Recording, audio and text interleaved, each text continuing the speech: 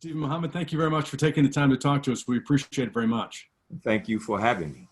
Uh, Obviously, this is occasioned by the loss of Congressman Lewis after having won the primary. Special election set for September 29th. With 7 of you, it's likely it'll go to a runoff. So talk to voters.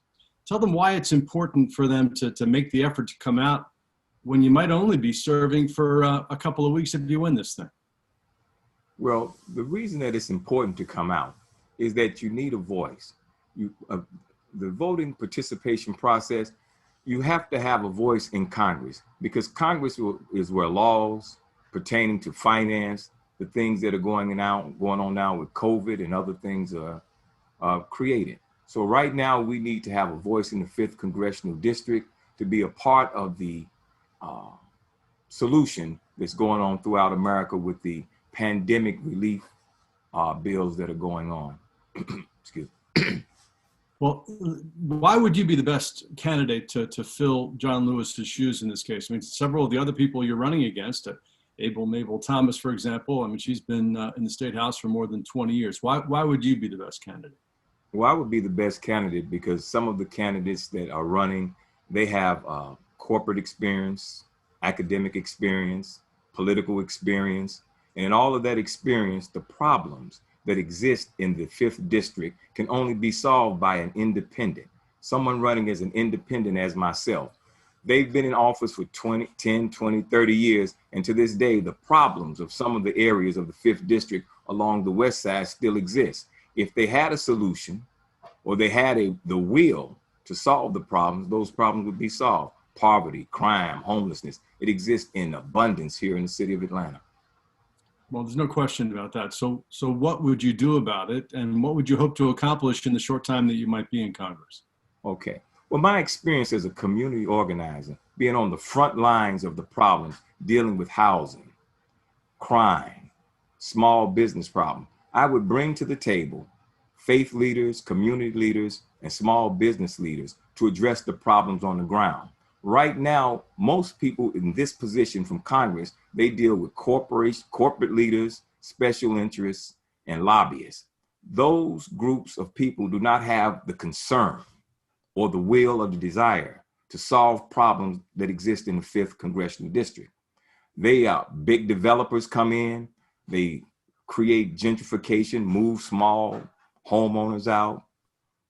Large corporations come in, build entertainment, sports arenas, and those sorts of things, move people out. We have lobbyists who say that we just want to make sure that this environmental policy does not exist. So all of them, their programs and policies affect the small person on the ground, and I'm on the front lines to address those problems. That's why I would be the best person to be the congressman from the 5th Congressional District. Talk about your experience on the mayor's jail task force for doing away with the jail and replacing it with a center for equity. And what should that look like in your opinion? Okay. Well, first of all, I'd like to thank Mayor Bottoms for putting me on that task force. Mayor Bottoms wanted to build a center for equity and justice here in Atlanta and turn the jail into that. I was on the opposite side. I was for tearing it down or selling. I was for selling it to Fulton County, take the money and build the equity center across the street. She knew my position, but because of her strength, she said, well, I'll put you on the task force to be that little sandpaper. And I was put on the task force to talk to her. I convinced a few people that my position was correct. Let's sell it to Fulton County. Let's build the equity center across the street. That didn't happen. I lost out in the final vote, but my desire was to do that because the equity center is needed and a jail is needed for Fulton County because we have not mitigated crime in this city. Those are the issues that I'm on the front line with. How do we stop crime? It affects everyone. Right now, we have shootings in Lenox Mall. That was unheard of 10, 20 years ago. So poverty, crime is all throughout the city. It's on the north side, south side, east side, west side. So we have to have a place for those who are recalcitrant and refuse to reform And we have to have a place for those who want to reform, the equity center, that they can go to and get the services that they need. Some of the services will be fantastic to help retrain and reorganize their lives so that they can get back into society as a safe and decent human being. Put it like that.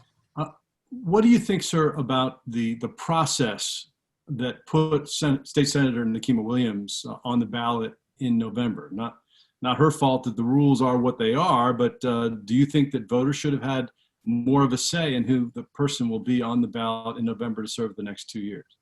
Well, I'm not a Democrat, but I've heard from all of the Democrats who, not all of them, most of them who were a part of that process did not like it, that she was selected and not elected. They wanted to have a say-so in it. But those same Democrats who are complaining, had they been chosen like Nikema Williams, they wouldn't have had much to say. So that's why I'm not involved in it in that kind of way, because I was asked to put my name in the hat. And I said no, because this process is flawed. And I was not going to participate in a flawed process. That's the same problem we're having in Congress at this time with gridlock. As an independent, my job, my spirit is that we need to resolve gridlock, resolve the problems, and I can't be a part of it and then turn around and say I'm going to solve it by being a part of the problem by saying I'm blue or I'm red. No, sir. Okay, well, let me ask you to expound on that a little bit, because as you know, obviously, the vast majority of African Americans in the 5th Congressional District are like Nikema Williams, like Congressman Lewis was, Democrats. Why have you actively chosen not to be part of the Democratic Party? I've chosen not to be a part of the problem. The Democratic Party, if it followed the democratic ideals that it was set up on, the Republican Party, if it followed the ideals that it was set upon, then it would not be a problem. But what happened is special interests, corporation and lobbyists now control the parties. So the people at the top get money from these special interest groups and lobbyists and corporations. So now they have to follow the policies that they dictate to them. And then it comes down the line, it flows down to the people on the different levels, federal, state, and local, where they have to follow party lines. Party lines are determined by how much money the party gets from certain companies. And when it goes that way, they cannot break free. They cannot do what they want to do. A lot of people go with good intentions, but once they get up to Washington, D.C., and the caviar and the champagne is flowing and the private jet trips, they lose their cotton picking mind and they do something different. So those are the kind of things that I don't want to be a part of. I want to go and take the people's business to the people's house in Washington, D.C. Tell the people who are watching this, because we're going to run the entire thing on the internet for people who are genuinely interested in hearing sort of the full story about all the candidates. Talk about your personal background to the extent that you'd like to, and how that has prepared you for this role in Washington. Well, I was born and raised in Chicago, came to Atlanta to go to school. Now, back in Chicago, my experience in my life, I got on the wrong side of the law as a young man. I went to jail. I did some things that were not in my best interest or not in the best interest of those around me. I decided to make a change in my life. I came to Atlanta to pursue a law degree. I went to school here at Georgia State. At Georgia State, I met my wife. I've been married for 40 years to my wife. I have children who are citizens of the 5th District that have gone to school here. We have staked down small business owner. At one point, I used to own the largest African-American festival in the South, no longer involved with that.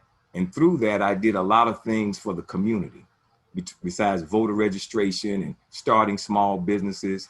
Now I'm involved in the construction industry with the Georgia Black Constructors Association, which helps African-American contractors and people of color get contracts in the construction trade. So we're working now to do many things. Religious-wise, I'm a Muslim. That's my religion. But I was the first Muslim of the Concerned Black Clergy. I work with the clergy to break through different lines. And this is one of the things that I learned by going among the clergy.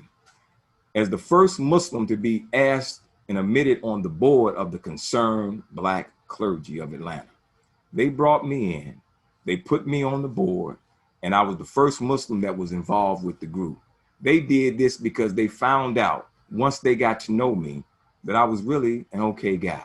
They said, well, you really all right. They found out that my beliefs was their beliefs, that my likes were their likes, and that we could work together. The Concerned Black Clergy was created on homelessness, and that we worked together diligently to solve the problem of homelessness and poverty in Atlanta, that my concerns was the same as theirs. And that's what they found out. So as congressman in the 5th district, there'll be some concerns. Muhammad, well, aren't you one of them Muslims? Yes, I am. But that was the same concern they had with John Kennedy as a Catholic. Would the Pope control the White House? No, he said, no, it would not be that way. And that's the same with me. This is politics. There's a separation between church and state. It's the policies and ideas that I would bring to the table that would make me worthy of this seat. It's the policies that would affect everyone in the 5th district, that have a universal bent that would make sure that all people are created, all people are treated fairly and justly, regardless of their creed, class, or color, or sexual orientation. Last question. What are you doing to campaign in the midst of this pandemic, and how's it going? And now that you have sort of a taste for it, do you envision yourself running for elective office again, win or lose this time? Well, the campaign is going well. We feel that we're doing well in debates. We feel that we're doing well in the fundraising. We feel that we're doing well all around in terms of getting our message out to the people. Right now, I don't know what the future would hold, but it's not my desire to become a politician. I'm a public servant. I'm on the front line serving the people. Those are the areas that I work on. Right now in America, there's a great divide. The issues that I deal with. John Lewis walked across Edmund Pettus Bridge to get voting rights and desegregate America. Those were the 2 prevailing issues at his time. The 2 prevailing issues at our time is that police brutality and mob attacks. We saw that the other night in Kenosha, Wisconsin. I'm pretty familiar with Kenosha, Wisconsin. It's about 70 miles north of Chicago. So I've gone through there a lot of times. That's the headquarters of Abbott Laboratories. That's where they are in Kenosha, Wisconsin. So I would go to Kenosha, Wisconsin, and I've seen what goes on there. It's a small town, really a very nice town. But what has happened with the police department, they have committed this atrocious act of shooting this man in the back 7 times. Then a young man, Cal Rittenhouse, he comes and shoots 4 protesters, kills 2, and walks by, and the police give him a bottle of water. So the issue of police brutality and white supremacy is the big issue on the table today. We have Black Lives Matter. Black Lives Matter, there are some segments of the society that think that's a terrorist group or racist group, but they were created out of the longing and cry of Black people, what's going on in their lives. Because Black people wanted the same benefits as all Americans. They wanted freedom. They want a full and complete freedom. They want justice. They want equal justice under the law, regardless of creed, class, or color. They want equality of membership with the best in civilized society. And when they didn't get these things, it's being expressed in the street. What I'm putting forth is the wording of what they want. And anyone with any humanity in their hearts, this is what the Black Lives Matter movements want. They don't want to be in the street rioting. They do not want to be in the street causing havoc. But it's like a child throwing a temper tantrum. If they don't get what they want, then some of their actions are not right. Please, when I go to Congress, I want to plead with the congressional on both sides of the aisle, Republican and Democrat, House and Senate, that we have to resolve this issue.